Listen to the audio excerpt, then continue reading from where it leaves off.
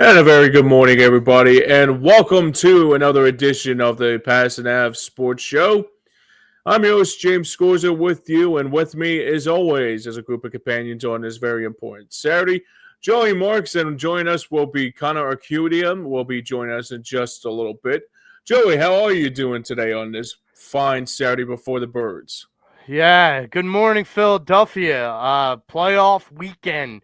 Coming back off the holiday break. It's a new year, a new beginning, and new things ahead for the Patterson Ave Sports Show.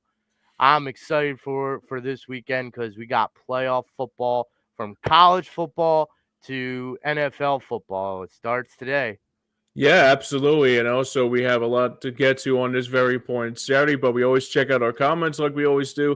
Mitch Kopsky joins us and says good morning to us and have a great show, guys. As always, check his Fly Like an Eagle podcast out every single Thursday night on the Hardcore Sports Network. But it's going to be an all Eagle show, so we got a lot to get to. So, simply put, Joe, where do we begin? Well, we begin as one year ends at slash one season ends. The last season ends.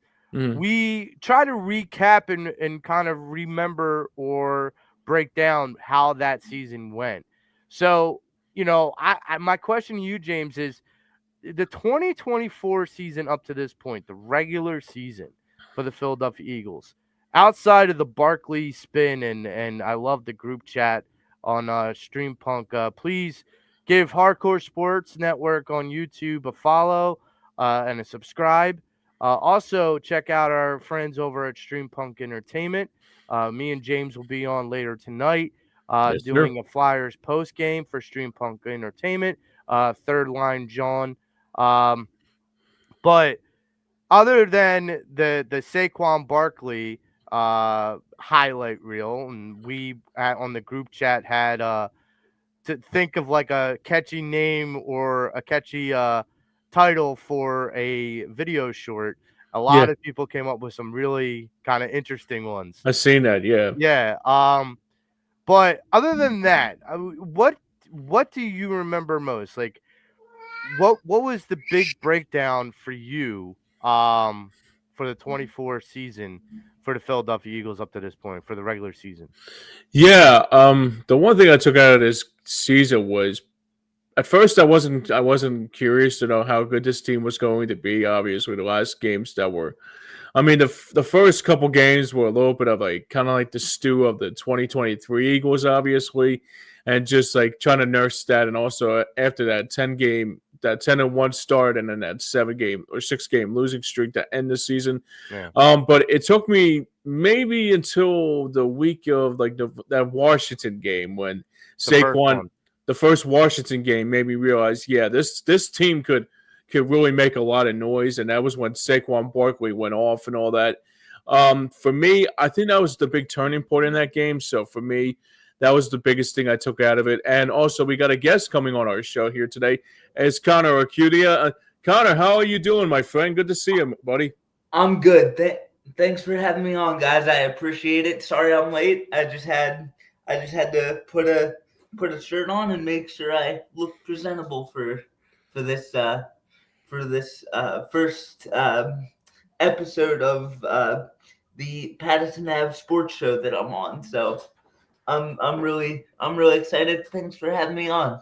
Yeah, man. We're glad to have you on, my friend. We always like have a lot of good guests on our show, and also we like to. I mean, you're you're the first one in quite a while. We had. I mean, we have like other people come on our show and all that, but it's good to it's good to know that you're like it's just great to know that you decide to come on our show here today, my friend. Yeah, I'm really excited. It should be fun. So Connor, I'm gonna start with you. In this regard, we got James's breakdown. So 2024, the regular season, they all recapped. They all ended.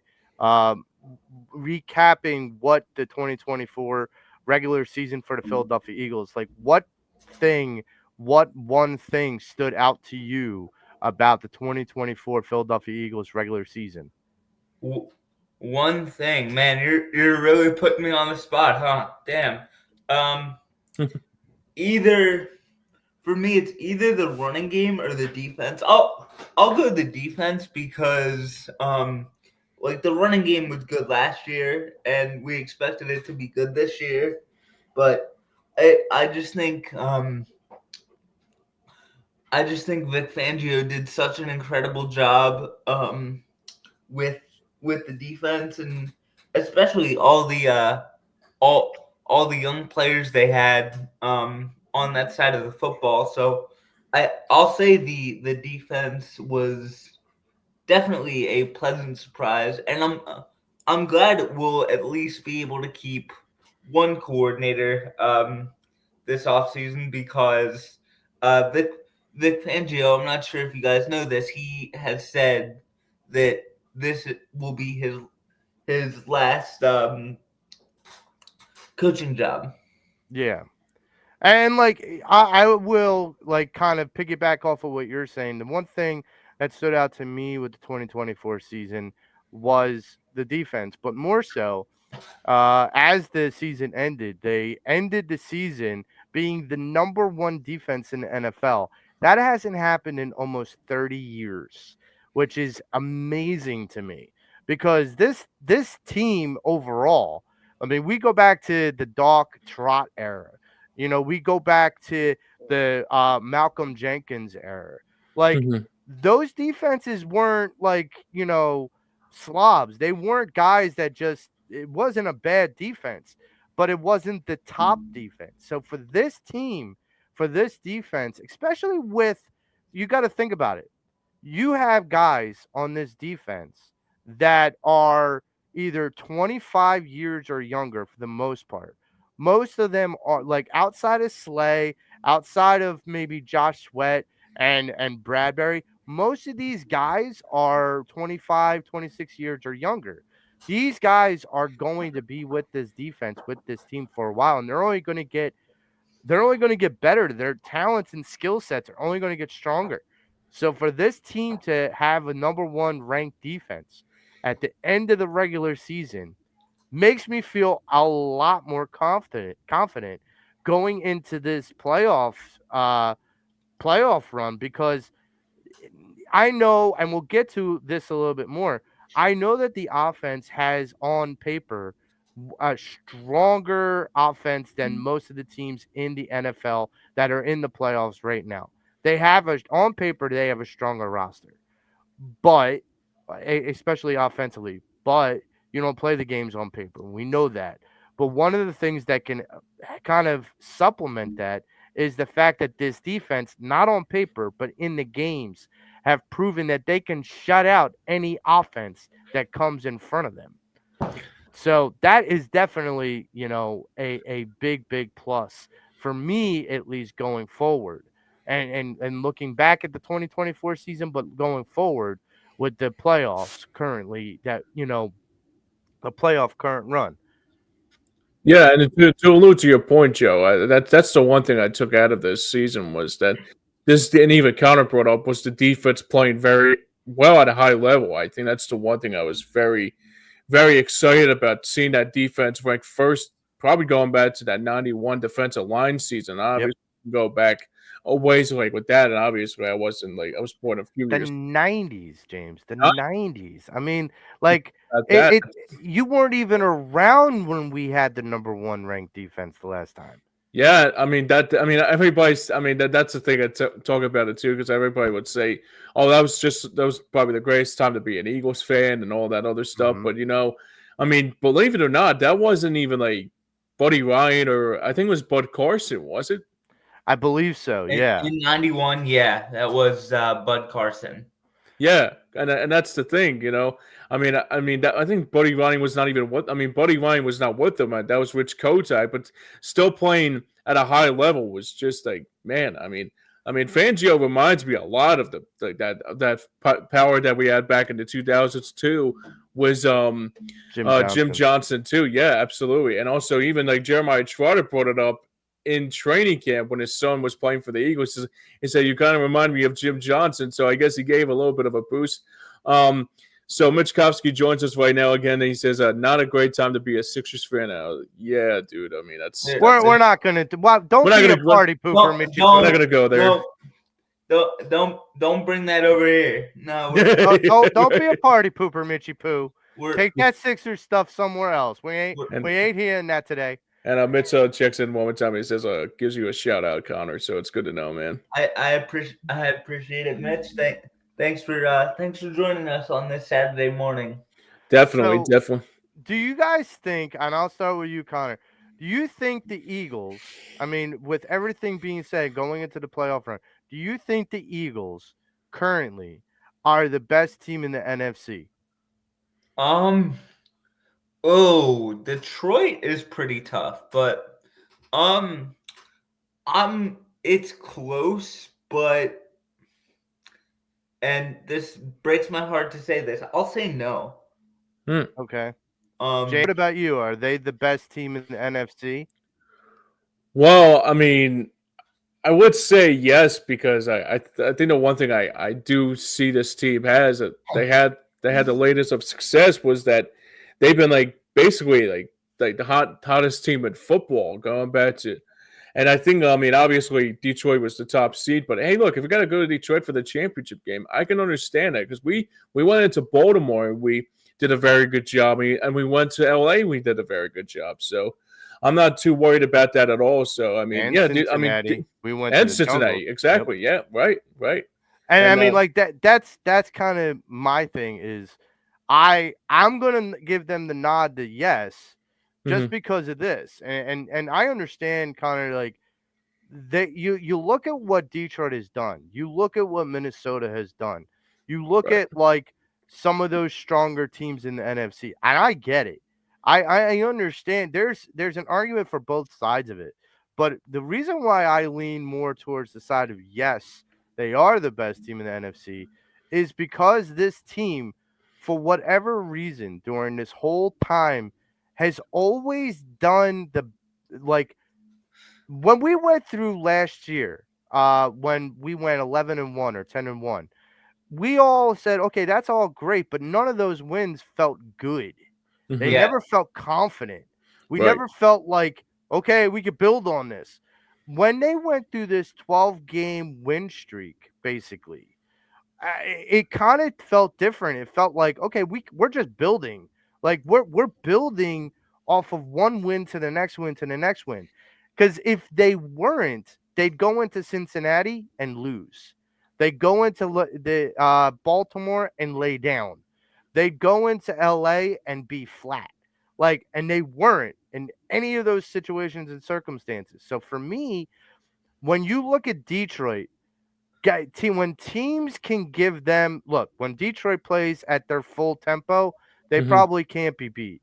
right. But the whole point is, can they play at full tempo, at full pace? Their defense has been banged up. Their guys, I mean, they have been the boxer that's been in the ring for 10 rounds already. Mhm, So the Eagles are fresher because you got to remember the Lions had to play everybody last week because of that first seed on the line. So the Eagles got a week off. So they did. So they have extra rest going into this playoff run. And so for me, it's going to pay dividends for the Eagles to be successful in this playoff run against the NFC to get to the Super Bowl because they have had that rest, because they are right up there with the Minnesotas and the Lions. Look, the, I I know a lot of people are like, if we meet the Lions in the NFC Championship game, we're okay going to Detroit. Look, our record against Detroit in the playoffs is it so favors the Eagles. Yeah, But here's the thing. Any given Sunday, any given year, and all that can change. However, this is what I would say. Both the Detroit Lions, despite them having a bye now, are going to have to figure out, still have to get to the NFC Championship game. They right. may have to play the Buccaneers. And I'll tell you this right now. If they if they play the Buccaneers and the Buccaneers win, I'm going to welcome the Buccaneers to the link in the NFC Championship game because of what happened last season in the playoffs against the Buccaneers in Tampa. I will welcome that. Well, Go ahead, Connor. oh, sorry, I didn't mean to cut you No, off. no, go ahead. But I think if the Bucks beat Washington, the Bucks will play Philly in the divisional round. round, right? What's that? He said if the Bucks win tomorrow against Washington, Tampa Bay will. I'm not sorry. Tampa Bay will come to Philly in the divisional round. As far as I know, well, okay, yeah. If the Bucks win, they would come here in the divisional round. If Washington wins, they go to Detroit. That's right. Right. But still, okay. Either way, if Washington goes to Detroit and somehow Washington pulls off the upset, just imagine what the link's going to be like when Jaden Daniel ain't going to know what to do with himself. He ain't going to. It's going to be like the NLCS when the Padres came here. All the Commanders players are going to look up and go, "Oh my God, this is intense." Well, to allude to your point here, I think the one thing that would make it even more bittersweet if the Eagles do play Tampa Bay next week, it will be like around the 20-year mark of the last game at the Vet. So it'll be like it'll be Tampa Bay taking on the Eagles, and that same day, I think it was that. Well, the championship game was like actually a lot more better than it was obviously now. But I think back then it was like they played like I don't know if they played a full. I mean, it was a 16 game schedule, but I mean the season ended around January. So yeah. And then, the Super Bowl was like early February, late January. Yeah. Right. And I think now if I think I believe it or not, I would like to see that again. And this time, I mean, sure, I love to see Tom Brady take on if he was still with the Bucks to take on the Eagles. But hey, Baker Mayfield, okay, we can let's not make Baker Mayfield look into a bona fide star like we did back in that Tampa Bay game more than 22 years later. And here's the thing, what happened then in that Tampa Bay game to close out the Vet. Maybe Cooper DeJean, maybe Q, maybe right? someone is going to be running back a lot of balls. Maybe CJGJ running back a lot of balls on Baker Mayfield, and maybe we'll be the ones running in the Buccaneers nightmares for the next 20 years. That would be nice, and also I guess Jahan Dotson or a little payback, but it'll be like the Joe Jurevicius on the Well, yeah, that would be interesting too. But if you listen, James, we have the game tomorrow. Sure. At the link, 4:30. If anyone out there needs tickets, wants tickets, says I have been having a hard time figuring out how to get good tickets, we got a great sponsor for you to get in contact with to get those tickets today. James, tell them about it. Yeah, Joe, today's show is sponsored by our friends over at TicketNetwork.com. TicketNetwork.com is a proud sponsor to the Philadelphia Eagles, and now you can score big on the road to victory with the best seats in the house over at Ticket Network. Whether it's the best seats in the house, budget-friendly, in between, and so much more, visit Ticket Network, and also they got you covered. But remember to scan that QR code right next to Saquon Barkley, who's, by the way, the odds-on MVP. If he isn't the MVP, something's wrong with this league. But like I said, use that QR code at the bottom right of your screen. And with the best seats in the house, that is at TicketNetwork.com, or visit them online at TicketNetwork.com. So let's go to the big question that's been floating around Philadelphia Eagles sports this whole week. Jalen Hurts coming out of concussion protocol. Right. He's officially out of the protocol. He's officially good to go. He will start tomorrow. So I got to ask, and I'll start with you, Connor. I got to ask, are you fearful that there's going to be any rust with Jalen Hurts coming into this Packers playoff game? I pardon my brazenness for saying this, but absolutely not. I don't. I think with how hard that guy works, I don't think rust is even in his vocabulary. I just think he. I think he'll be ready, and he'll he'll be at his full capability on Sunday at 4:30. James, the same question. Do you think there's any rust on Jalen Hurts?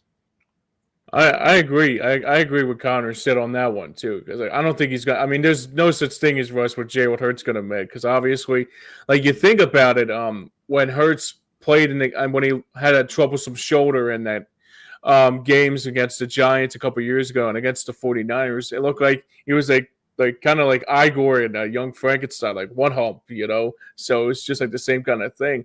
But no, I mean, it was just I think he's gonna come out and like try to be like, it's gonna be like, I missed a couple of weeks due to football. I didn't do any work. I didn't do much like do any like show not show prep, but like do any like what do you call it, like practices for the game and all that. So I think he'll be ready to go tomorrow. So it's gonna be a fun matchup. And for me, I mean, that's gonna be the biggest thing is that I don't think like rust isn't even in his DNA, like Connor said, and I think that's going to be even more a better outcome for Saquon to look very well in this game as well, and also to carry the load for what Jalen Hurts missed as well. And this is how I'll answer it. So James, you and I have been doing this show for many years now. Absolutely, you've been producing for many years now. Mm-hmm. You get up, you get the show started and everything, and do you forget? Do you have rust? Do you have producer rust? Yeah. We came off the holiday break. Did you forget how to put the stream together? Well, I mean, it's funny you mentioned that. I guess I forgot to do. I mean, when I was doing something else last night, I forgot to do the StreamYard prep. So that's the only thing. I mean, obviously, but for the most part, you didn't. I did not. Yes, I agree. Yes, I did. Because my point being is Jalen Hurts has played, 14, 15 games this year? Yeah. He hasn't forgotten how to throw a football. Thank you. Like, he hasn't forgotten how to communicate to his receivers. He hasn't forgotten how to play football. Like, the guy, just because he took 2 or 3 weeks off, doesn't mean he went and, like, yes, I understand. Carson Wentz did. Concussion. Well, don't get into that. But, just because, like, he had 2 or 3 weeks off and he had the concussion protocol, he didn't have amnesia. It was a concussion. It wasn't, like, short-term memory loss. Let's understand. He knows how to throw a football. He knows how to talk to AJ and Devontae and whoever else. And in my opinion, like, I agree with what you kind of said to kind of lead into this, James, is Saquon's going to be the MVP. And if he's not, someone needs to get their head examined. Maybe they need to go into concussion protocol. But the idea that Saquon, he's going to have Saquon next to him to be the security blanket if he needs it. But that dude, just like both you and Connor said, that dude doesn't let the bright lights shook him. No. That guy thrives in this moment. This is the moment. This playoff run, whenever he's in a moment where it's the lights shine brighter, he is so engaged with the game plan, with his game, with what he can do to help the team win. It goes back to college, it goes back to high school. This guy is going to come in prepared. I agree with both of you. There is no such thing as rust with Jalen Hurts because the guy stays ready. And, he keeps the main thing. And the main thing is for a reason. Right. And like the main thing for him is I'm going to win the game. Yeah. That's the next thing. That's the mission. So for all the people who are like, he might have 160 yards passing. His perspective is, did we win the game? Right. Yes. Okay. So we're moving on to the playoffs. What's the question? Well, to allude to your point, to piggyback what you said it best right there, Joe. it's kind of like the Fred Shiro that reference, like Hmm. win today and earn. Well, not well for me. It's win today, earn tomorrow. But Right. for me, it's like win today, and we'll walk together forever. So Yep. it's the same kind of like philosophy with Jalen too. Well, here's another thing, and I'm not calling Nick Sirianni Fred Shiro, but he No, did say I no, gotcha. no, no, but he did say something that all the players have been reiterating, and I want to get both your opinions on it. He's been echoing the message this year has been, in order to be great, you have to be around greatness. Like, in order for one person to be great, you have to be around greatness. You have to, Mhm. support other great players around you. So we know Saquon's been great. We know Jalen is capable of being great. We know that this defense is great. So I got to ask all of you, both of you, like the messaging, that message from Nick Sirianni, what does it say to you? Like, as a person that hears that, as a fan that hears that, what does it say to you? Connor, I'll start with you. What does it say to you when you hear that as the main message echoed from the coach to the players? It says to me that there's buy-in from the players, because of the messaging of the head coach. Like one of his big things, and I've heard this on basically all of the Eagles unscripted episodes on the Eagles YouTube channel, Mhm. is I can't be great without the greatness of others. And Right. and isn't that such like that just seems like such a like, I don't even know what the right word is, but such a like microcosm for football as a whole. Like, Yeah. I your running backs can't be great without the offensive line. The receivers Hmm. can't be great without the Right, right. quarterback. So Yep. I I just think that he I think that he's a fantastic communicator, fantastic coach. I mean, his his um his play calling obviously leaves something to be desired, but there there's also something that I wanted to get your guys opinion on. So I'm in the minority in my cousin's like bachelor party group chat, that like Right. people people in that group chat say like, "What does Nick Sirianni even do?" And Oh, my Right. point is like he's the head coach. Like he sets up the meetings. He communicates with the coordinators, the training staff, the GM. Like he literally does everything. Like a head coach does more than what we see on like on that 3 hour block every Sunday or Saturday in some cases. Sure, sure. so I'll let James answer that question first. Hmm. So The what the question, I guess, James, is what do you think, what do you think about the opinion of, like, what does Nick Sirianni actually do? I mean, I think I mean, obviously, he kind of reminds me of like Dick Vermeil's character, Greg Kinnear in Invincible. That he's like always like fundamental, like focused on football, and also trying to find out who fits and who doesn't fit. Obviously, I mean, the one thing I take out of it too is that I don't think he's one of those guys that just has the job because he just has the job, and just because like he puts in the legwork like we do on the show every Saturday morning, like we always do, and also get ready and do and just like do show prep, and also streaming stuff, and also how to like get everybody like get everybody to like come on the show and all that. But the one thing I was really intrigued about with Sirianni is that sometimes I think he shows like a message out there, or kind of like a quote from a movie, and Mhm. also tries to give the team like momentum. Like I think there was just like a few years ago, I think a couple of years ago, when the Eagles were on that Super Bowl one, and he showed the best scene in Bronx Tale when he said, "Now you just can't leave," you know. And Yeah.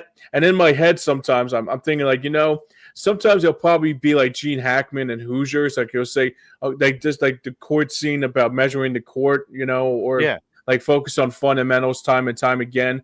Like he's like one of those guys that he just gets it. You know, Yeah. he just really does get it. Sometimes, and this is how I would respond. So sometimes the question, and it's been asked, and I love how some people that ask that question, Hmm. when you respond by saying, "But what's his record?" or the Right. fact that he's been the only Eagles head coach to go to have 4 straight playoff appearances in his first 4 years as a head coach of the Eagles. That's never been done. So but when you say that to those people, are like, "Oh yeah, but what about the play calling?" This is how I would respond. Hmm. Overall, this is how I would respond. Is the idea that, just like that quote that I brought up, and just like what James said about, what Nick has done in the past to get his players motivated. If you go to any Fortune 500 company, the guy that's the owner, the CEO, the head guy, is never checking on what's going on in the mailroom. Okay, he's never checking on what's going on with every secretary in the building. Like, for someone to be like, well, he has to have his fingerprint on the offensive play call. He's got to have his fingerprint on the defensive play call. He's got to have his fingerprint on X, Y, and Z. No, he doesn't. He has to be able to keep that locker room together, keep that team motivated, continue to win. Because just like all the people that are the Jalen Hurts haters that are all coming out the woodwork saying, see, Jalen's not that good this year, this is what I'll say to you, and I've said this before. The only stat that matters in order to get a Lombardi trophy is winning. That's it. You can have 400 yards. Look, you go back to Super Bowl 52. You look at Tom Brady's stats. Just because he had an impressive stat line doesn't mean he got the Vince Lombardi trophy. No, the Eagles did. That's the difference. Is that the Eagles won that game. The Patriots lost that game. Right. There's a difference right there, that winning is the only thing that matters. And Right. Nick Sirianni is a teacher, a motivator. He's a uniter. This is a guy, what he does is keep that team focused, because sometimes, like, there's only 3 of us here. Hmm. To keep everybody focused, that would be a little easier than 53 men in the same room. Then you add 90 men, including coaches and trainers, in the same room following your message and believing in that message, Right. believing in what you're selling them. Because look, it's easy to sell, let's go out there and win. That's not enough. You need more than that. Like, you need to be able to give them a reason, give them an emotional attachment to that reason to win. Look, Nick Sirianni's legacy is going to be about the it's never going to be about, what plays he called and what plays he didn't call, Hmm. or how he may react to certain things that happen in a game. That stuff isn't going to be his legacy. His legacy is going to be, how many things did he win? Did he win 1, 2, 3 Super Bowls? How many did he go to? Understand something. I don't remember a second year head coach.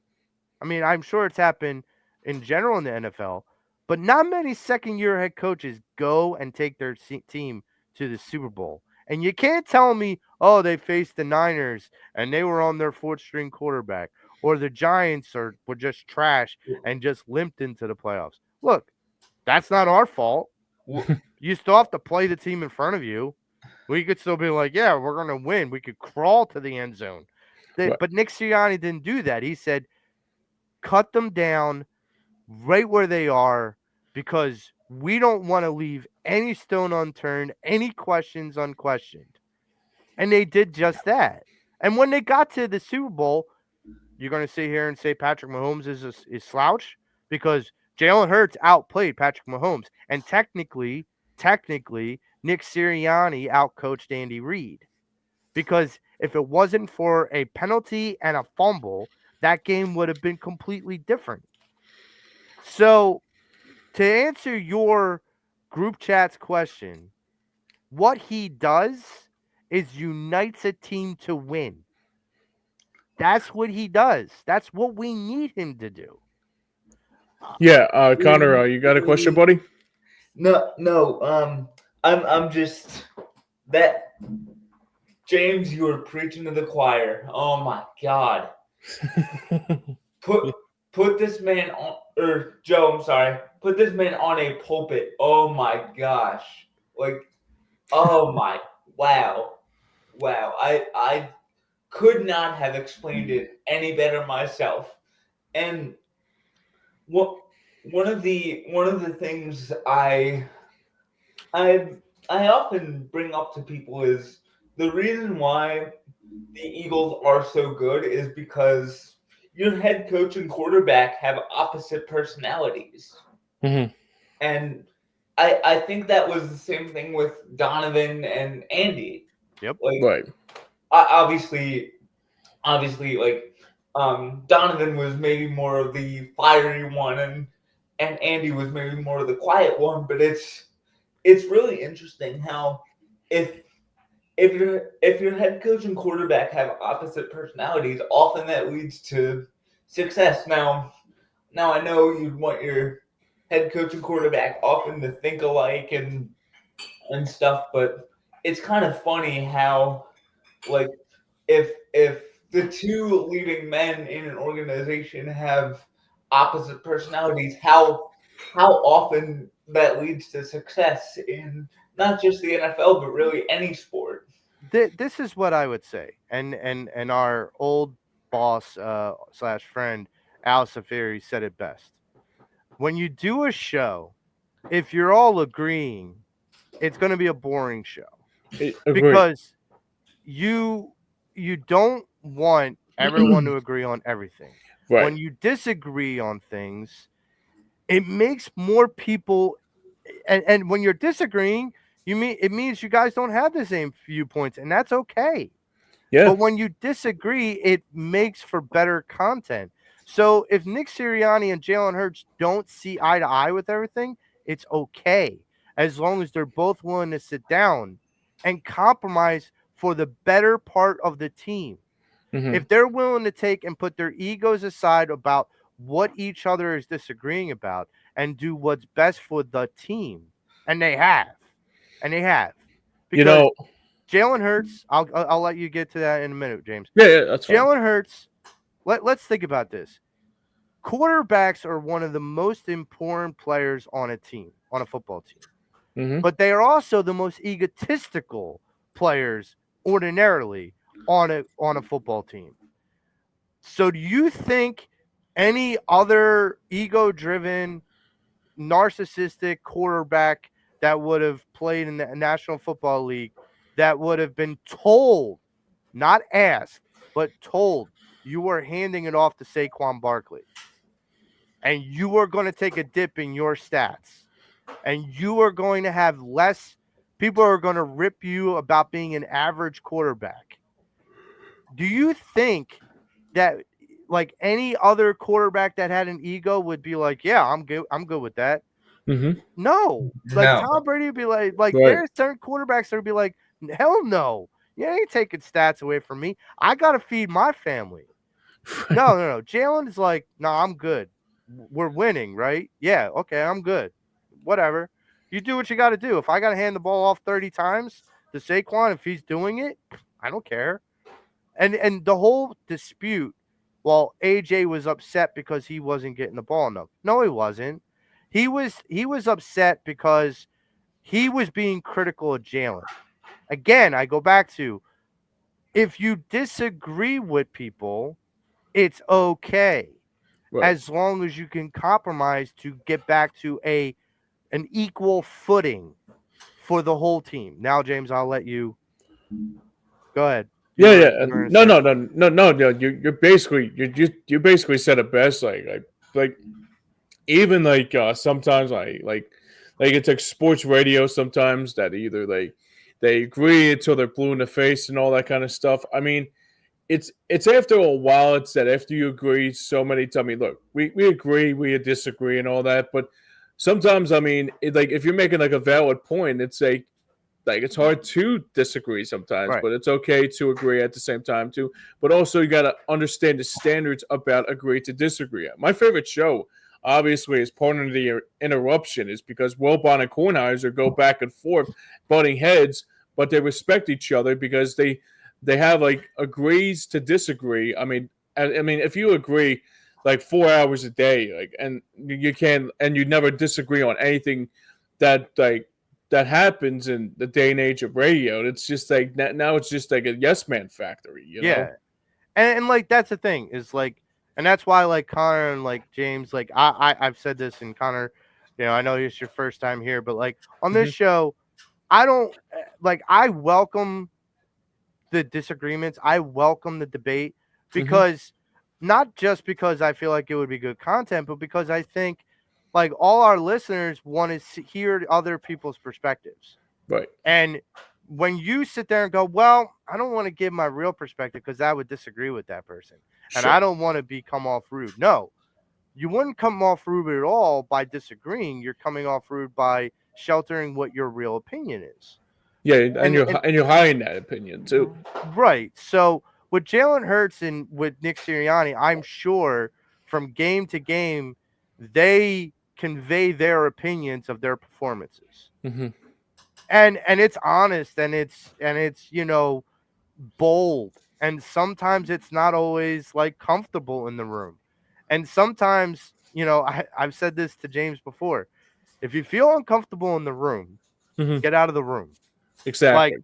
but if you feel like you are comfortable with that conversation because it needs to be had, Mhm. and look, quarterback coach, that conversations, tough conversations need to be had. That's Right. just the facts.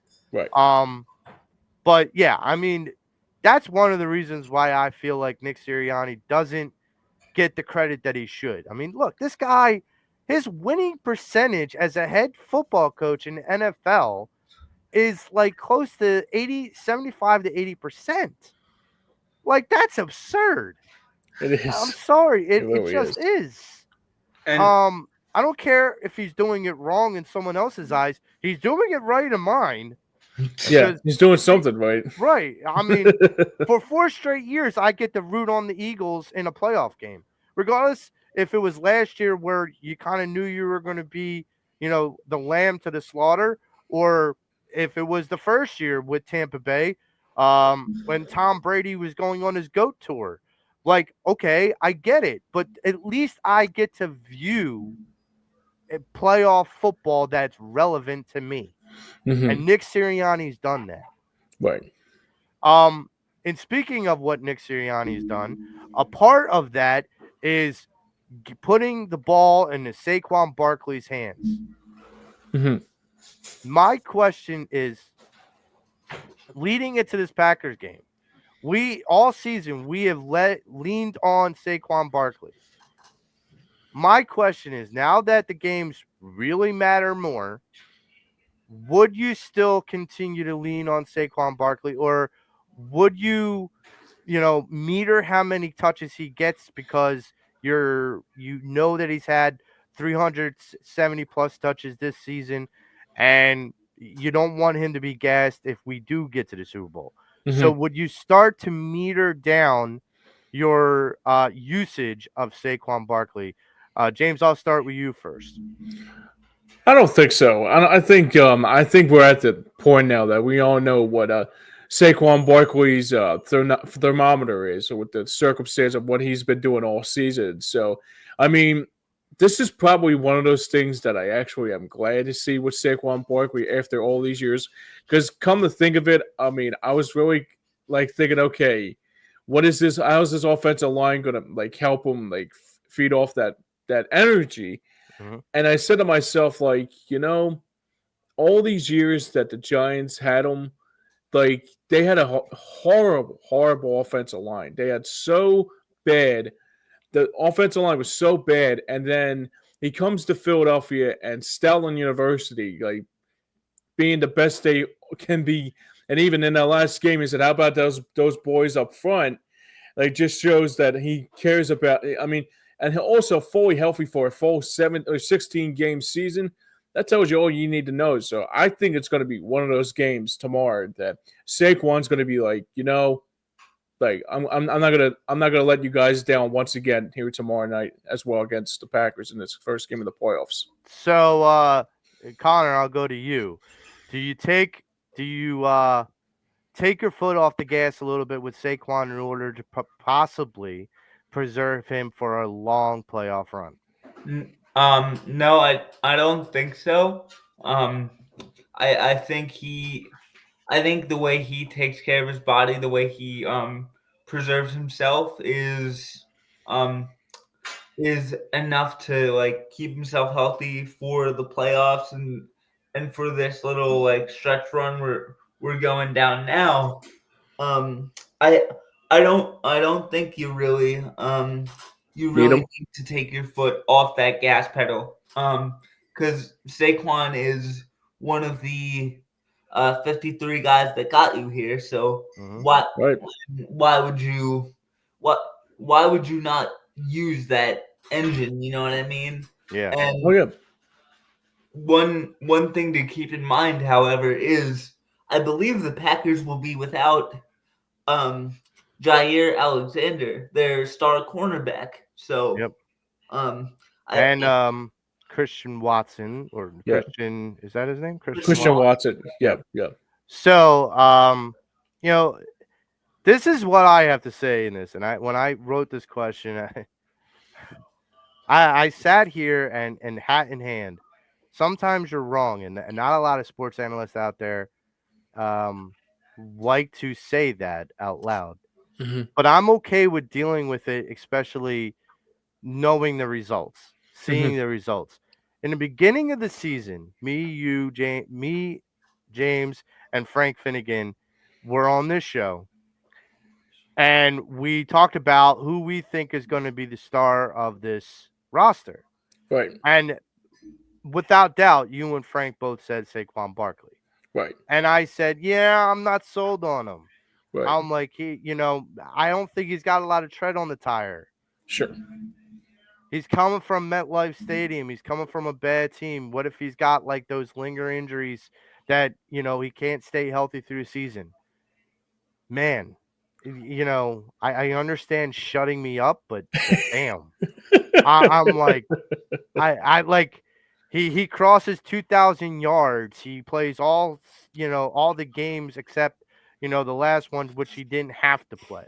Right, And so I'm like, so he came through the whole season without any like really terrible injury, and right. he's you know the perennial favorite for the MVP.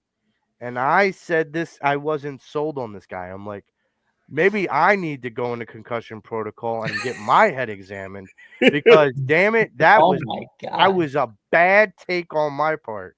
And you and Frank hit the nail on the head. And of course, Frank is the wisdom, so we know Sure. that he kind of saw that coming down the road.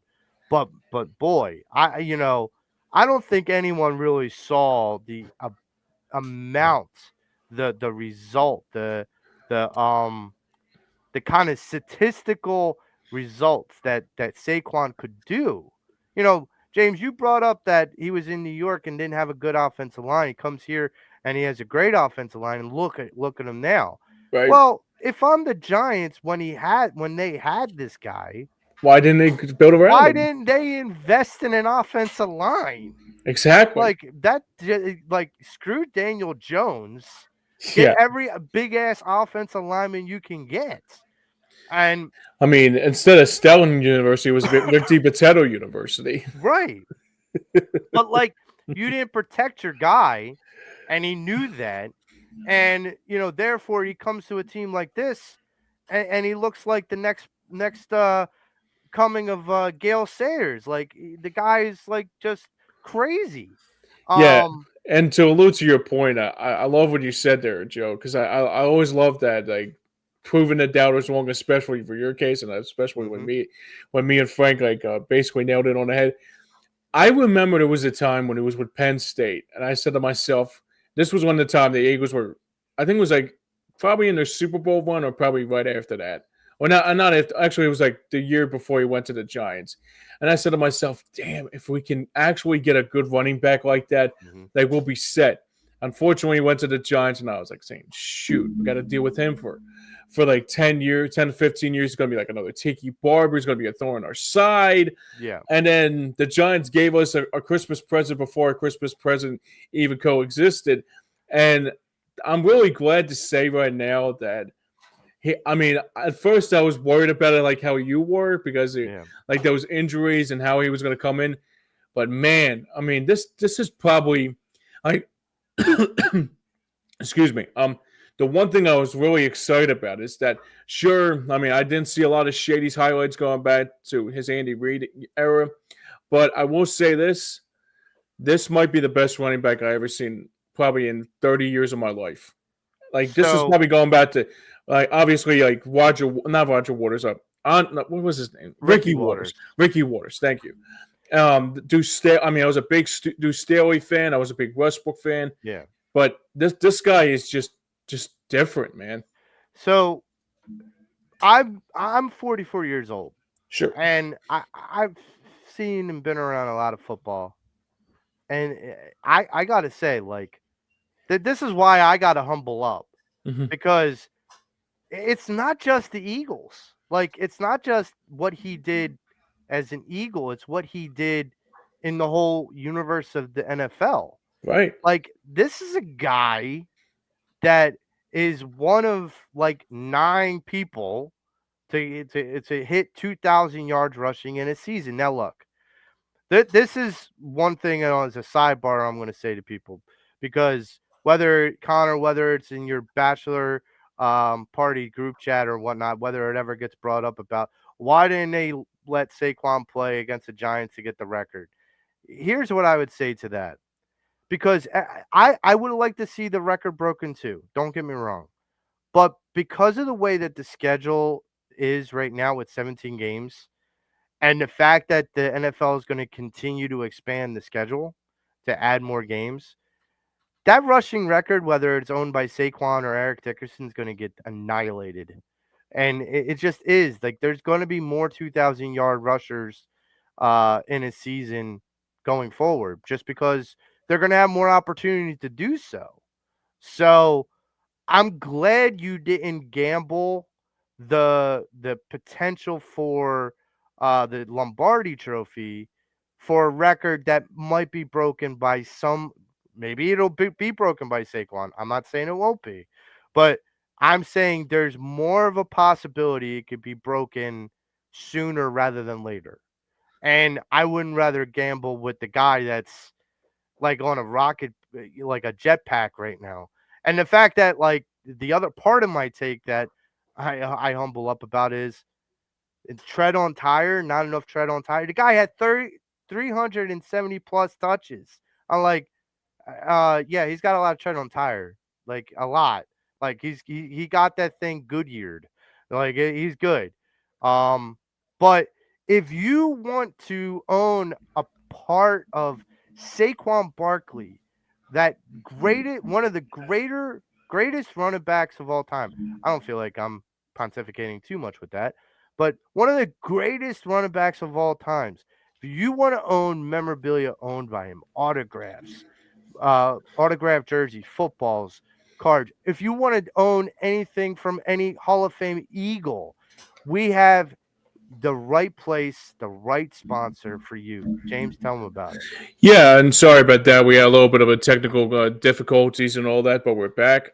Today's show is also sponsored by our friends over at sportsmemorabilia.com. Sportsmemorabilia.com is authentic, certified, and genuine, because right now you can get your fix on with the most iconic memorabilia from all your iconic players, from your Philly sports teams, players, like I mentioned, unforgettable moments, and so much more at sportsmemorabilia.com.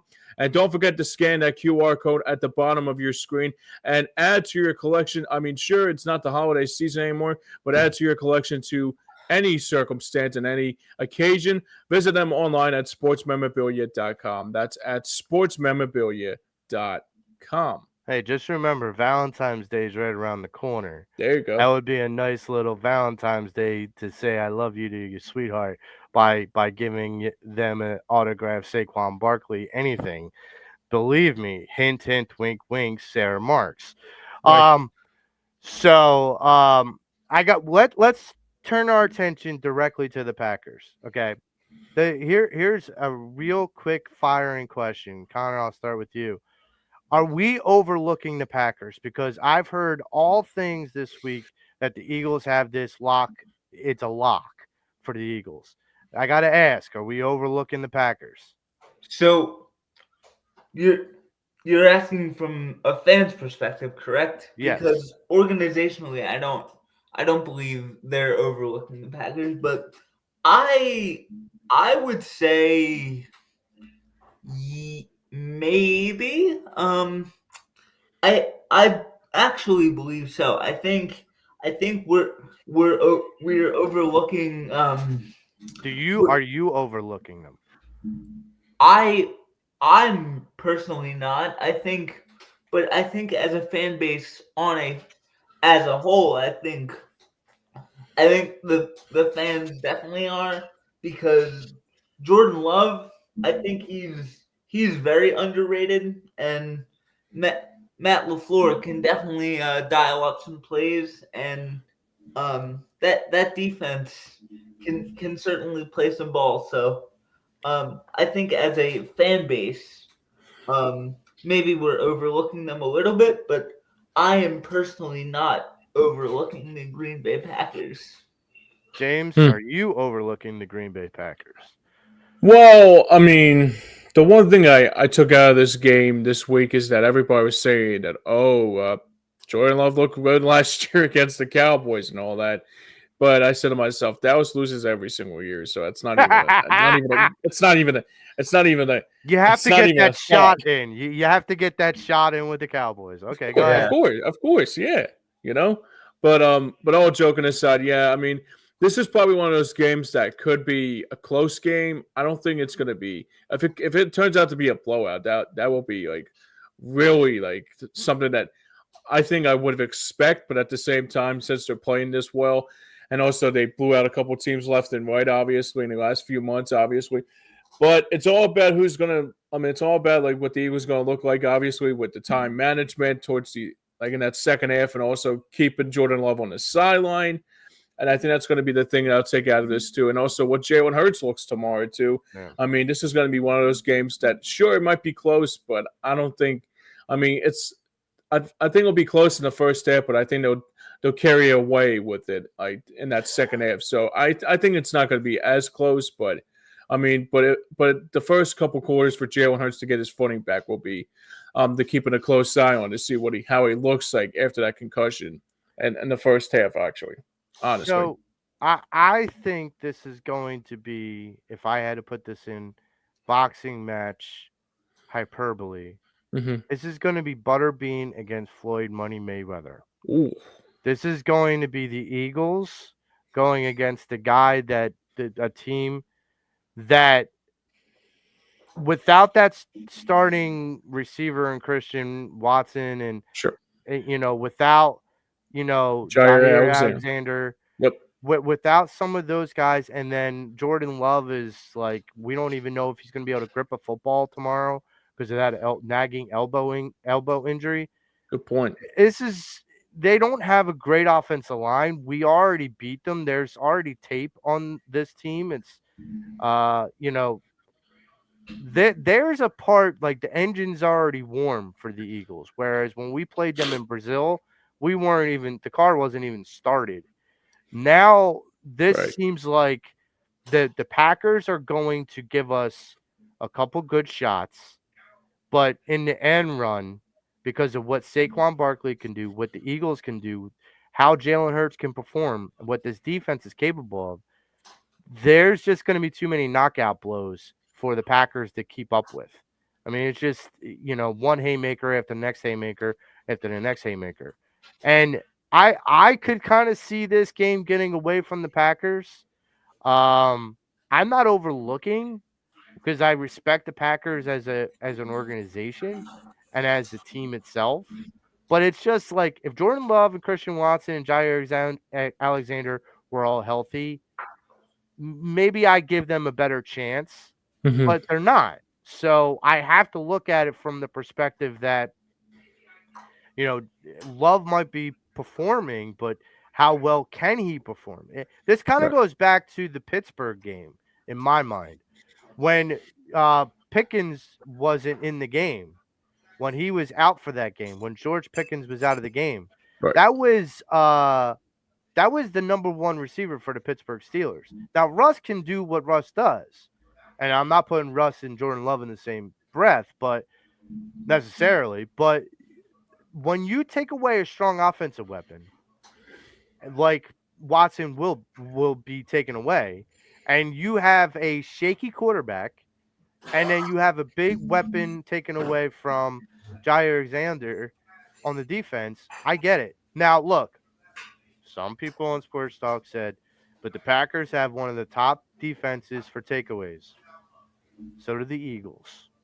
I don't want to hear that. I don't I, want to hear that either. I don't want to hear that. Like we're talking about a difference of three turnovers. That's the difference that the Packers are compared to the Eagles. I don't want to hear that. We have a better defense than the Packers. I'm sorry, we do. Yeah, I Um, mean, let me ask you, what is Green Bay's like defense ranked in? Like, I mean, obviously we're ranked number one, obviously, but what's I Green? think they're in the top 10, but it But depends on what. Like depends on they're like who, like the Ravens, maybe. That like depends on like the well, it would like other be teams, obviously. yeah. I mean, look, the Packers defense overall is probably top 10, but I think Right. with their passing, it's probably better than their rushing defense. Hmm. So like their passing defense is probably top 5 and their rushing defense is probably top 15. Like they don't have and that plays into the Eagles' benefit. I mean, if we can run the ball on this team, it's just like I said, it's going to be a slugfest. And that's why I brought up the question earlier, like would you take the foot off the gas with Saquon? Because if the answer is no, if you give him 25 touches in tomorrow's game, my feeling is that the game is already done.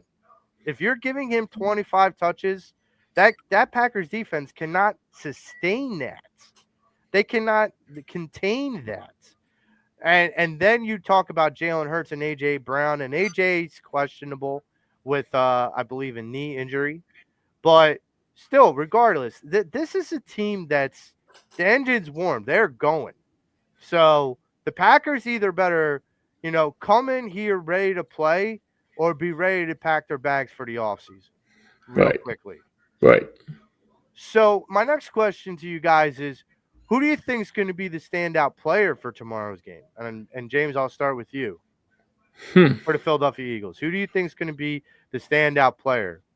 Um, this could be one of those games that I think the passing game will be in effect. Obviously, I mean AJ Brown looking like I think I'm going to go into the direction of AJ Brown because obviously you think of Saquon Barkley of having a great season in the end. I mean he could be like one in 1A with AJ obviously, but I think that's going to be one of those because the one thing I remember when Jalen Hurts came back from that shoulder injury in 2022, he like basically like was like right back to where he was at that MVP level. So for me, I like to see AJ Brown get like to become that X factor in this game tomorrow because not just because I mean obviously he's not having the Saquon Barkley kind of season at the same time, but also at the same time I think it'll be like a passing kind of game.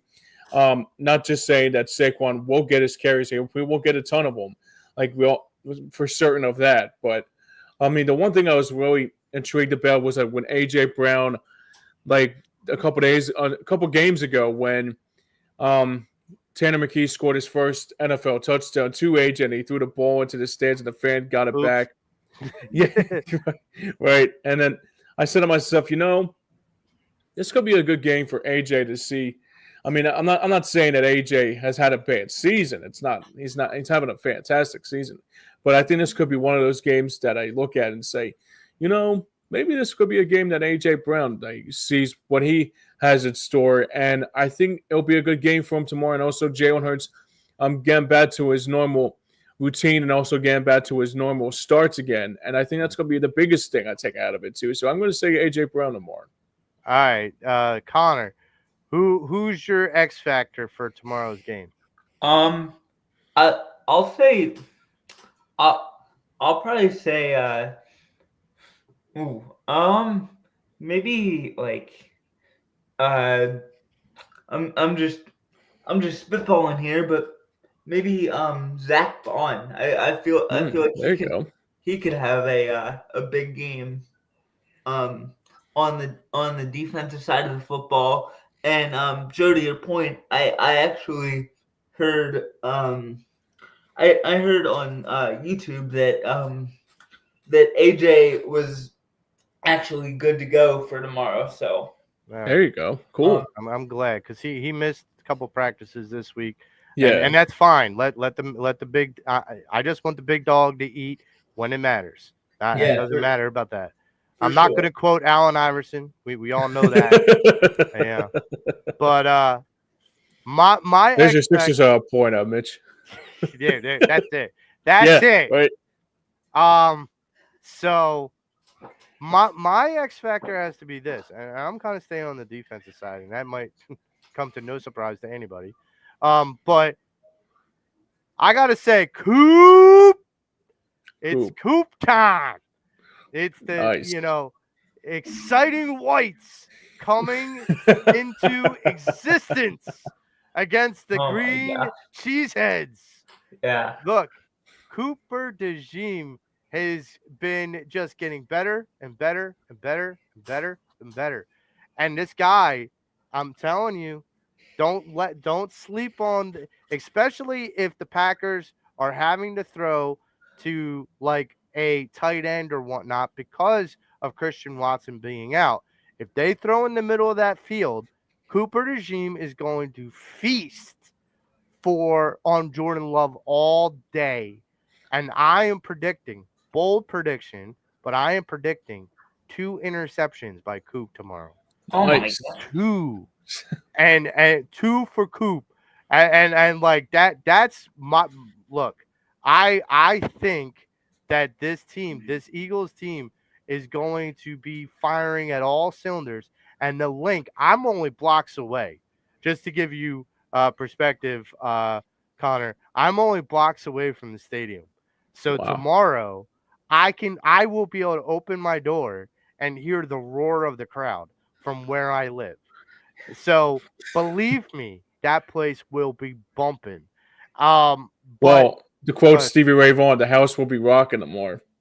and speaking of the house, you got to go get your gear today at our next sponsor that can help you get Eagles apparel, any Philly sports apparel that you need. Go to protect our house by going to Rally House. Tell them more about it, James. Absolutely, Joe. Today's show is also sponsored by our friends over at Rally House. Rally House is the number one place to go for all your Eagles merchandise this playoff season. From jerseys to hats, don't worry, they got you covered just in time for game day. This is something that you'll mostly enjoy, and now you can sport your favorite Eagles pride at the link this season and also be the envy of friends and viewers alike. You can scan that QR code at the bottom of your screen. And like always, the best seat in the house and score big right now is at RileyHouse.com. That is at RileyHouse.com today.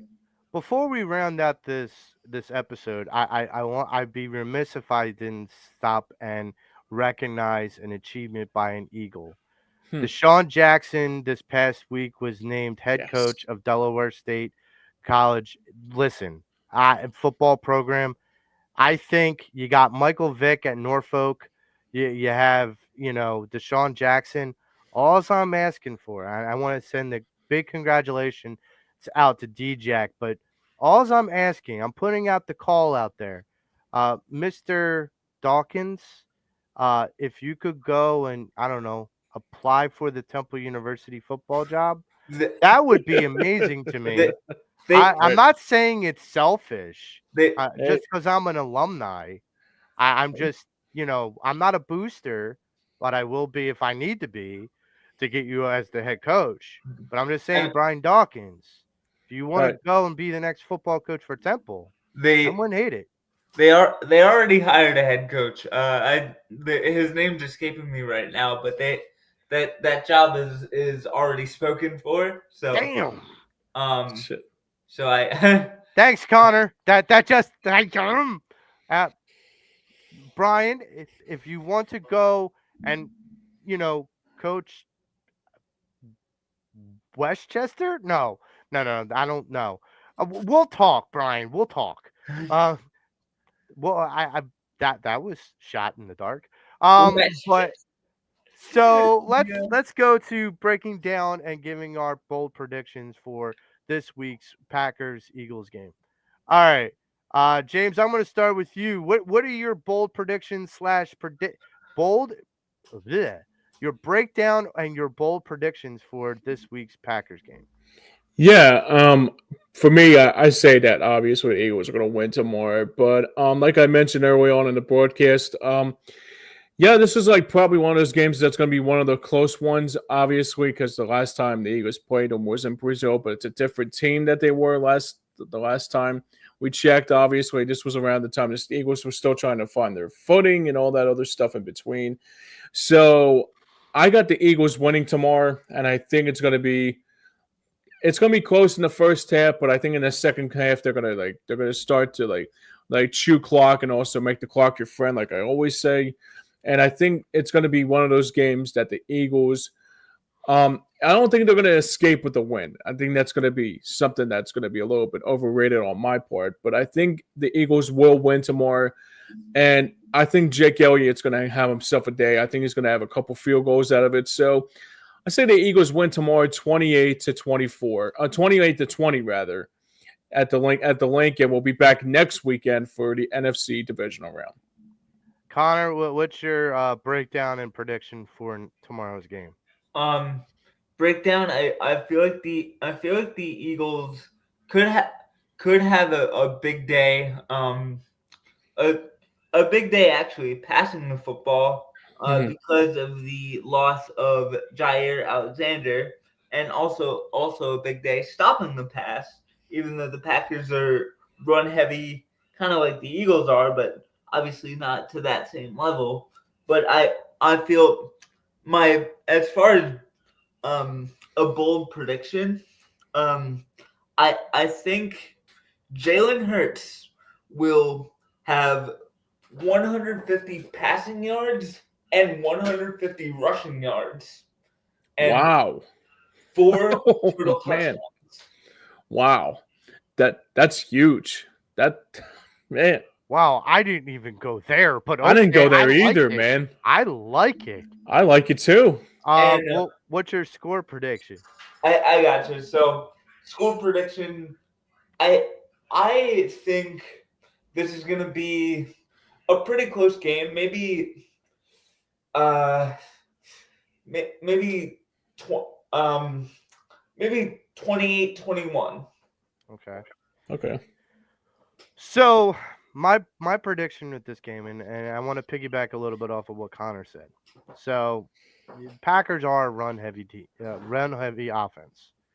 The last time I heard that we were facing a running back that was going to potentially give this defense a problem was the Baltimore Ravens and King Henry. Right. That boy got shut down hardcore by Zach Bone. Got that right. I'm not. I And am. and your boy Cooper DeJean, man. That's true. And and your boy N'Kobe Dean. Jacoby Dean. Yep. Yep. Yep. This is where I would go. Is Josh Jacobs is they're gonna attempt to stay in their lane, especially with Watson out. They're gonna try to stay in their lane and be run heavy. I just think they're not gonna get anywhere. And if they stick with that too long, that is gonna be their demise because they're gonna get behind the eight ball quickly if they just keep beating their head against the wall. That's one of the reasons why I made the prediction about Coop having 2 interceptions, because I feel like they're going to throw to their tight ends. That they're going to have to figure out, whether it's Reed or one of their tight ends, they're going to have to figure out how to create offense through the air, because if you just run that ball with Josh Jacobs, you're going to be going against Cooper DeJean. You're going to be going against a Zach Bond. You're going to be going against a N'Kobe Dean. Look, Zach Bond ain't no joke. And like, if you're out there, Howie, extend the man. Let's keep this dude here, Right. because I mean, I'm ready. I'm ready to get the Bond jersey. I'm ready to, you know, shaken not stirred. Let's go. Um, but I think that the interesting thing, my biggest breakdown and my bold prediction is going to be that um this team is just, it's never going to be a close game. Hmm. It's never going to be a sweat. I have the Eagles winning 31-17. Hmm. I have them from beginning to end controlling the game. Because my feeling is, whether it's the offense coming out and throwing all over the Packers, or whether it's the offense of the Eagles just bending the Green Bay Packers defense to their whim, either way, the Packers aren't going to have a choice in the matter. And this is going to be a game that is always going to be in the side of the Eagles. And so, yeah, I 31-17 Eagles, and I look forward to the divisional round and the playoff run going forward, because I think this Eagles team, I'm not going so far as to say Super Bowl yet, but I am going to go say that this Eagles team is special, and Yeah, I'm going to enjoy what kind of run this is going forward in the next 4 weeks. I Um, agree. Before we get going, Connor, I want to say thank you for joining us this morning. Yep. Um, Please tell everybody where they can find you and what possible. I'm not sure you're joining Hardcore Sports, or you have joined Hardcore Sports, but I I have joined the Hardcore Sports Network. I'm so proud to be a member of the Hardcore Sports family, and thank you guys for being so welcoming. And where you guys can find me is my my personal handle is um Connor Ochuida 1 on Twitter and Connor Ochuida 17 on Instagram, and my the podcast Instagram and Twitter is Sports Live 215, and that's the same for the Twitter handle. So thank you, Joe. Thank you, James. This was so much fun. do you Yeah. have any projects lined up for you on Hardcore, or like as far as shows, or Um, not yet. okay? I'm gonna but I'll probably start I'll probably start a professional wrestling like series of my podcast pretty pretty soon. So be on the lookout for that. I'm Absolutely. really excited about that, and go Birds. Yep. And thank you for Right. coming on, and like Thank I you for said, coming on, my friend. I really do appreciate it, buddy. We really Of, do appreciate it. of course. Thanks for having me. Yeah, everyone, give him a follow, give him a shout out. And the next person, James, can't do the show without you, brother. You did a fantastic job once again. my pleasure, Um, pal.